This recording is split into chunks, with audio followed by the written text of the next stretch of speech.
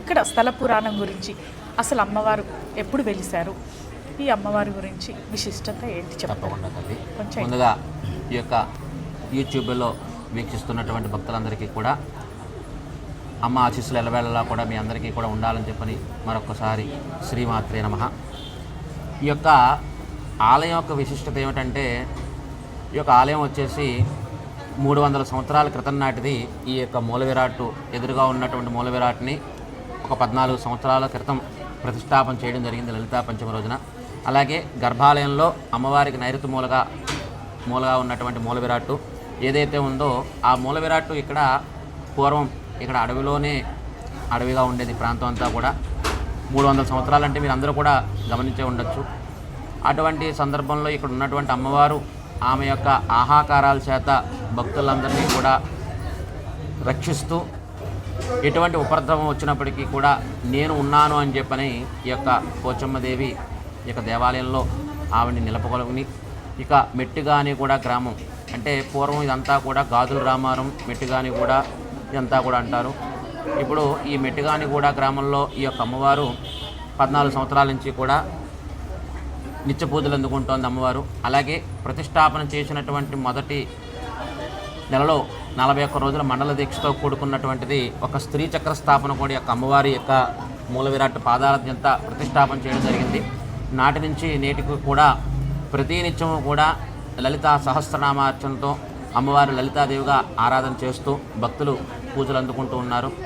అలాగే ఈ యొక్క క్షేత్రం యొక్క ఆలయ వ్యవస్థాపకులైనటువంటి మెట్టిగాని కూడా గ్రామ ప్రజలు, గౌరవనీయులు చౌదరి గారి బుచ్చిరెడ్డి గారు, ఆలయ కమిటీ చైర్మన్ సభ్యులు వారి యొక్క ఆధ్వర్యంలో ప్రతి కార్యక్రమం కూడా ఎంతో కన్నుల పండుగ నిర్వహించడం జరుగుతోంది. అలాగే యొక్క ఆలయంలో సంతానం లేనివారు ఎవరైతే ఉంటారో ఆ సంతానం లేనివారు యొక్క దేవాలయానికి వచ్చేసి అమ్మవారి దగ్గర ముడుపు కట్టి ఒక 11 ప్రదక్షిణాలు చేసినట్లయితే ఎంతో వారికి అతి శీఘ్రముగానే సంతానం కలుగుతుంది.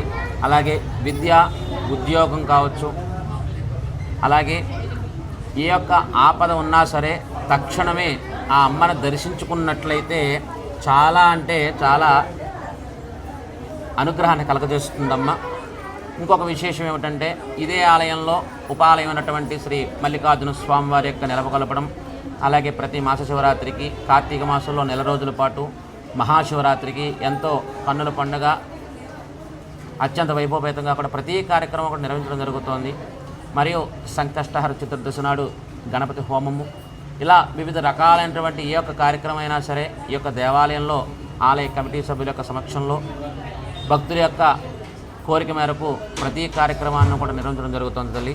అయితే ఇంకొకటి ఏంటంటే, నాకు ఇన్ని రోజుల నుండి ఇక్కడ మేము ఉండేది ఉషోదయ కాలనీనే, కానీ నాకు ఇక్కడ ఈ టెంపుల్ ఉందని కానీ అంటే నందికి చాలా ఇష్టం కదా మనకి అభిషేకం అని అంటే, అది సాయం సంధ్య వేళ ఆ అభిషేకం ఉంది రమ్మని చెప్పి నాకు మా ఫ్రెండ్ రాధా గారు పిలిస్తే నేను వచ్చాను. చాలా చాలా హ్యాపీ అనిపించింది, నాకు పాజిటివ్ వైబ్స్ అనిపించింది. సో ఈ నందికి ఎన్ని సంవత్సరాల నుండి ఇక్కడ అభిషేకం జరుగుతుంది? సుమారు ఈ యొక్క ఆలయం ప్రతిష్టాపన అయినటువంటి నేటికి 14 సంవత్సరాలు కూడా అవుతోంది. ఈ యొక్క 14 సంవత్సరాలుగా కూడా ఈ యొక్క దేవాలయ ప్రతిష్టాపన జరిగింది అమ్మవారి ఆలయం. అలాగే ఒక 12 సంవత్సరాల క్రితం నుంచి కూడా నందీశ్వరుడికి యథావిధిగా కూడా ప్రతినిత్యం కూడా స్వామివారికి గంగాధరుడైనటువంటి ఆ మహేశ్వరుడికి ప్రతినిత్యం కూడా నిత్యాభిషేకం ఉంటుంది. దానికి తోడు పరమేశ్వరుడి యొక్క వాహనమైనటువంటి ఆ యొక్క నందీశ్వరుడికి కూడా ఆనాటి నుంచే గత 12 సంవత్సరాలుగా ప్రతీ నెల మాస శివరాత్రి తప్పనిసరిగా ఎటువంటి ఇబ్బందులు కూడా కలగకుండా భక్తులు వారి కోరిక మేరకు వారికి రాలేకపోయినా సరే వారి యొక్క గోత్రనామాలతో ఈ యొక్క అభిషేకం నిర్వహించడం కూడా జరుగుతోంది. అలాగే ఈ యొక్క కార్యక్రమాన్ని భక్తులే స్వయంగా చేసుకునే విధంగా స్వామివారు నందీశ్వరుడు కూడా ఆలయ ముఖమండపంలోనే ఉండడం జరిగింది తల్లి. అంటే చాలామంది మనకి టెంపుల్ చిన్నదైనా కానీ భక్తులు మాత్రం చాలా పెద్ద ఎత్తున వస్తున్నారు. అంటే ఈ గుళ్ళో కోరుకున్న వారికి అంటే పిల్లలు లేని వాళ్ళకి కానీ ఏదైనా సమస్య ఉన్నా కానీ అమ్మవారిని ముడుపు కట్టేసి ఇన్ని ప్రదక్షిణలు తిరిగితే కోరిక నెరవేరుతుందన్న. అలాగే నందికి అభిషేకం చేయడం వల్ల ఉపయోగాలు ఏంటో క్లియర్గా చెప్తాను. అంటే కొంతమంది భక్తులకి నందీశ్వరుడికి అభిషేకం చేసే ఉపయోగాలు ఏంటో కొంతమందికి తెలియదు. అది ఒక్కసారి క్లియర్గా చెప్తారండి. అలాగే అసలు ఆ నందీశ్వరుడికి ఎందుకు అభిషేకం చేయాలి ఈశ్వరుడికితో పాటు అని అంటే, మనం సాధారణంగా పరమేశ్వరుడికి అభిషేకం చూస్తూ ఉంటాము.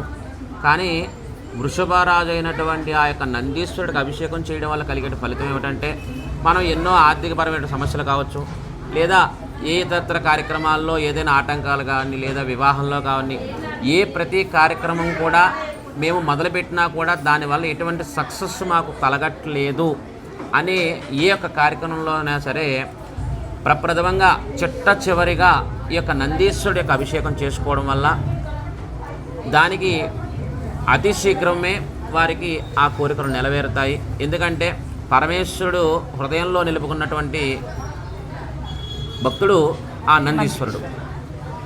కాబట్టి ఆ నందీశ్వరుణ్ణి ఈ యొక్క ప్రదోషకాలంలో అభిషేకం చేయడం వలన మనకి కోరికలు నెరవేరుతాయని చెప్పని పురాణంలో కూడా, శివపురాణంలోని మార్కండేయ పురాణంలో కూడా నిక్షిప్తం చేయబడింది. అలాగే ఇక్కడ అడ్రస్ ఒక్కసారి మా సబ్స్క్రైబర్స్కి క్లియర్గా చెప్తారండి ఇంకొకసారి.